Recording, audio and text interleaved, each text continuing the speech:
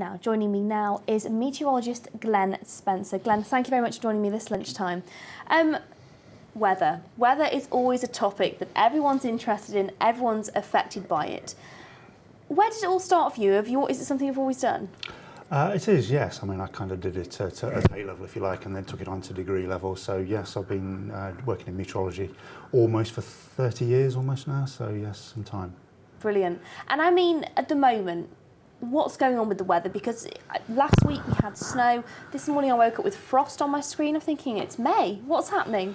Yes, I mean that's UK weather for you. I think it's highly variable to say the least, and yes, and especially in the spring we can lurch from winter to summer in the matter of a few days, and that's just the nature of British weather, unfortunately. Yes. So what's behind it all? Why this May? Do we have frost? Why is it so cold? I think it was an unusual pattern. We ended up coming into a northerly pattern late in the month.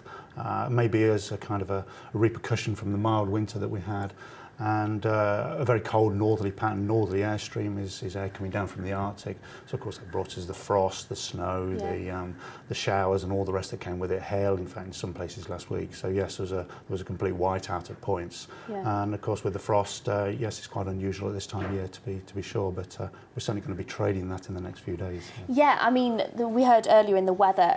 Sunshine, I think highs of 16 tomorrow in the area. Is that going to stay with us for the summer? Will it be a cold summer? Will we have some sunshine? Well, that's a good question. I think the next few days are fairly well set. Yes, we're going to warm up nicely. We're going to go into probably the low 20s by the weekend, early part of next week. So some nice warm weather on the way. Summer is arriving at long last. Now, always a difficult one going further out.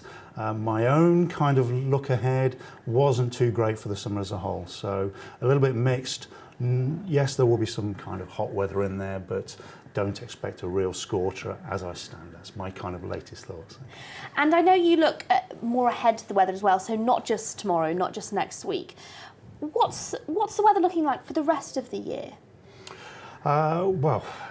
Mixed, I suppose, in a nutshell. But I mean, again, it's always difficult going through the autumn months in particular. But I mean, I've got some thoughts already for the winter next year. There are various kind of, as meteorologists, we kind of look at driver patterns, if you like, drivers of long-term weather patterns, and we can see that the way the next winter is setting up is almost certainly going to be colder than the last one. The last one that we just had was probably, I think it was around about the second warmest, mildest on record. Yeah. So it's almost certainly going to be cooler than that. I think a greater incidence of snow for sure. So potentially a white Christmas? There's always that risk, certainly, yes. Whether you put a bet on is another... Whether you say risk, though, it depends. Risk or, some people look forward to a white Christmas. They do, absolutely. And you can never tell. I mean, it's luck of the draw with a white Christmas, and it's just down to timing at the end of the day. I mean, we may be lucky and just get the snow at the right time. Yeah. So even in a cold winter, technically, you might just happen to miss a white Christmas.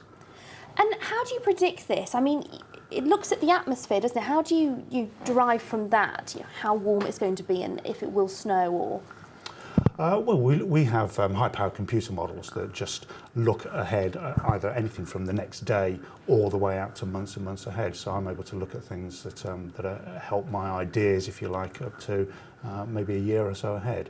So it's basically sophisticated computer models. But one area of meteorology that is really developing at the moment is that kind of medium to long term, the seasonal scale. And there's a lot of recent research and thoughts and people looking at that aspect of meteorology, and it's advancing at a huge rate. So the models that are used to kind of refine the long term are being improved all the time, and we're finding that the accuracy is improving as a result.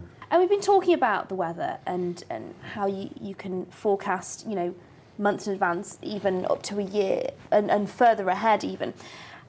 Going back to basics, how can you tell the weather from just going outside and looking around you? I mean, is that possible? It is possible, and there's kind of rules of law, if you like, rules of thumb in terms of looking at the sky. Farmers, for example, and sailors are some of the best weather forecasters in the business, believe it or not. And they can just tell by looking at the sky, the state of the clouds, where the wind direction is coming from, things like that. And they have a rough idea of what's happening, and certainly in the next few hours, if not the next day or two. But yes, beyond that, I mean, there are kind of things like red sky at night, shepherd's delight, and so on, that actually hold true in some circumstances, or quite a bit of the time, in fact. So yes, there are little sayings and things like that that do work out. Yes. So, like you said, some of them can actually be quite accurate then. Absolutely, yes. Some are quite accurate. Certainly, the Red Sky at Night, Shepherd's Delight saying is proven to be quite accurate at times. Yes. Brilliant. Well, we have just been talking there about Leicester winning, and not only are you a meteorologist, also a Leicester City fan. I mean, yesterday, a great day for you. Absolutely, yes, a very proud moment. I've been a lifelong supporter. That's for my sins over 40 years, and I've seen them since the days of Peter Shilton, Gary Lineker, all these stars of the past. And we've never ever experienced anything like this. It's completely surreal from my point of view. How much does it mean to you as a fan? Oh, it means the world. Absolutely fantastic to kind of witness it this year, witness yesterday, and the season that's just gone has just been absolutely fantastic. Yes. Because they've only lost 3 games. I mean, that's incredible, isn't it? It is, yes, and I actually saw them once. I saw one game against Manchester City, and it became very apparent as to why they're in the position they are. And you just see the team, the way it's working, how they work very well together.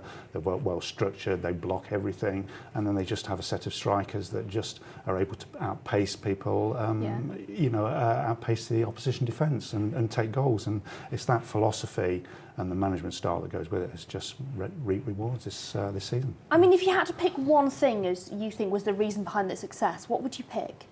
Again, team ethic, without a doubt. Very much togetherness as a team. They work very well, very happy together, and a great management. You cannot fault Ranieri at all for his tactics and the way he's achieved what he has. Yeah. And of course, Vardy, the 2-match ban. That must have been a great concern for the fans, because it has been close all the way till now. It was, yes, but the game against Swansea from last weekend just put that to bed. It kind of confirmed that we weren't really that heavily dependent on Vardy, without a doubt. So yes, the players that stepped in his absence more than did themselves justice. Yes. And so, how long have you been a fan for? Is it something that runs in the family, or are you the only one? No, it runs in the family because I'm Leicester born and bred. So that was my local team. So yes, I've been going there since the late 1970s, late 60s, early 1970s. So yes, it goes back a long way. And I imagine you were watching last night. Yes, I was. Yes. What was going through your mind? Obviously, it was 2-1. Well, when it was 2-0, sorry, I thought, oh no, they're going to lose this, and we'll just have to take it to the next game against Everton and seal the deal, as it were, there. Yeah. But no, fair play to Chelsea. They turned it round, and I didn't think they would, but they turned it round and did us very well, actually, in the end. And imagine you having a few celebrations last night. Yes, or certainly having a beer or two, and rather a few exchanges on social media with friends and family. So yes, it was a rather late night. I imagine, and I mean, obviously, at the weekend, what was going through your mind? Obviously, when they did draw 1-1 to Man United, did you think, that's it, we've lost it now?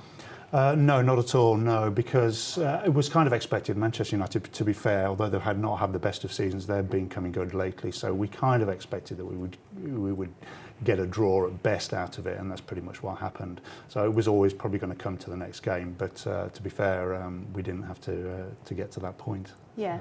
And you said a few of your friends are Man City supporters. Yes. I mean, you can rub it in now, can't you? I certainly can. Well, my youngest son is a Manchester City supporter. Okay. So he's a little bit demoralised, to say the least. My brother is as well. Yes, most of my family they're from Leicester as well, so they're Leicester City supporters. Like me, yes. Brilliant. Well, Glenn, let the celebrations continue for you. And thank you very much for joining me today. Okay.